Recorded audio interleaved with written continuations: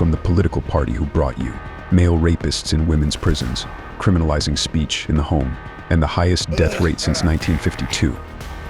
Coming this summer, arresting comedians for jokes. Not content with being the most dementedly useless ruling party in Britain, quite a feat considering we have the Tories and whatever bunch of imbeciles are driving Wales into the ground, the Scottish National Party has had another bright idea. The Scottish First Minister, Humza Yousaf, is so useless he can't even control a scooter, let alone a country. His latest policy innovation is to introduce a law which criminalises jokes because they're hate speech.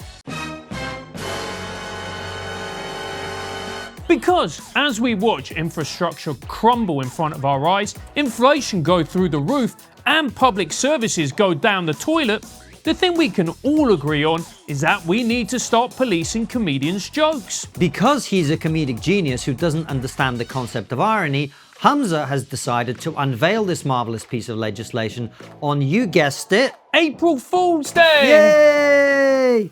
And to make sure we all understand the important new legislation, he's decided to employ an expert that all adults can get on board with. The hate monster. That's right, because when you bring in important legislation that changes the political landscape, you want it to be delivered by a creature that looks like a mutated penis. Mutated penis spouting bollocks, and the hate monster has delivered some absolute pearls. My personal favourite is when the angry penis gets bigger and more excited the more he is exposed to hate.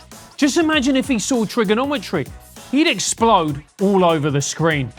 To be fair, Humza would have the same reaction. One glance of our episodes with gender-critical feminists and it'd get him incredibly excited. At the thought of having us arrested.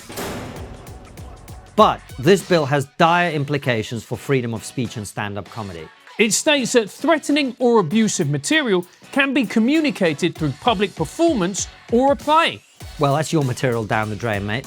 But the best bit of this whole mess is that Scotland's police have said they're no longer going to investigate crimes such as vandalism or theft, which hasn't been captured on camera. Because that's how you keep the public safe, by letting real criminals run free and arresting comedians who say things like, maybe rapists with face tattoos who wear dresses aren't real women. I've got you a birthday present, mate. What is it? A one-way ticket to Scotland. You won't be needing the return with your jokes. What's the difference between the Scottish government and AIDS? I don't know.